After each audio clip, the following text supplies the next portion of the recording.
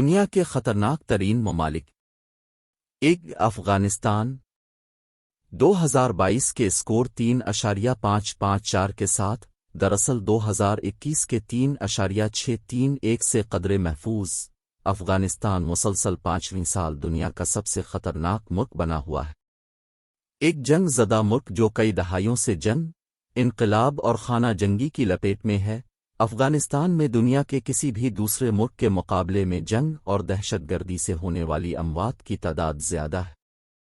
کئی مہینوں تک جب ڈیٹا اکٹھا کیا جا رہا تھا۔ یمن۔ اقوام متحدہ کے مطابق یمن اس وقت دنیا کے بدترین انسانی بحران میں ڈوبا ہوا ہے۔ 5 سالوں سے جاری فوجی تنازع نے 4.3 ملین لوگوں کو اپنے گھر بار چھوڑنے پر مجبور کیا ہے اور 14 ملین لوگوں کو بھوک اور مہلک بیماری کے خطرے میں ڈال دیا ہے۔ یمن کی تقریباً 80% آبادی، 24 ملین افراد کو انسانی امداد کی اشد ضرورت ہے۔ شام کی خانہ جنگی نے ملک کو مارچ 2011 سے دوچار کر رکھا ہے اور یہ 21ویں صدی کی دوسری سب سے مہلک جنگ ہے۔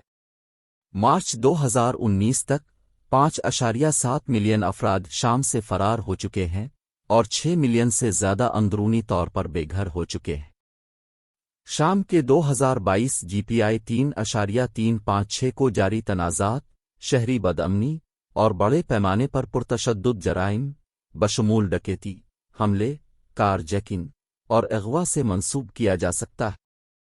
مسلح تصادم زیادہ تر حکومت اور حزب اختلاف کے گروپوں کے درمیان ہوتا ہے۔ ملک کے دارالحکومت جوبا کے باہر قانون نظم کی کوئی حکمرانی نہیں ہے۔ روس۔ جبکہ روس-اوکرائن جنگ میں زیادہ تر لڑائی یوکرائن میں ہو رہی ہے، روس کو درحقیقت دونوں ممالک میں زیادہ خطرناک قرار دیا جاتا ہے۔ یہ جزوی طور پر اس حقیقت کی وجہ سے ہے کہ یوکرین میں روسی فوج کی ہلاکتیں روس کے خطرے کی سطح پر شمار ہوتی ہیں، اور جزوی طور پر پہلے سے موجود معاشی دباؤ اور ایک مستند حکومت کی وجہ سے جو اکثر خاص طور پر اس کی اپنی عوام سے دشمنی رکھتی ہے۔ مزید برآں، روس پر تجارتی پابندیوں اور دیگر بین الاقوامی پابندیوں نے روس کی معیشت اور خوراک کی تجارت کو متاثر کیا ہے اور روسی عوام کے لیے مشکلات میں اضافہ کیا ہے۔ تاہم، یہ بات بھی قابل توجہ ہے کہ 2022 کی GPI رپورٹ میں صرف روس-اوکرائن جنگ کے آغاز کا احاطہ کیا گیا ہے۔ ممکن ہے کہ یوکرین 2023 کی رپورٹ میں ان دونوں میں سے زیادہ خطرناک ملک بن کر ابھرے۔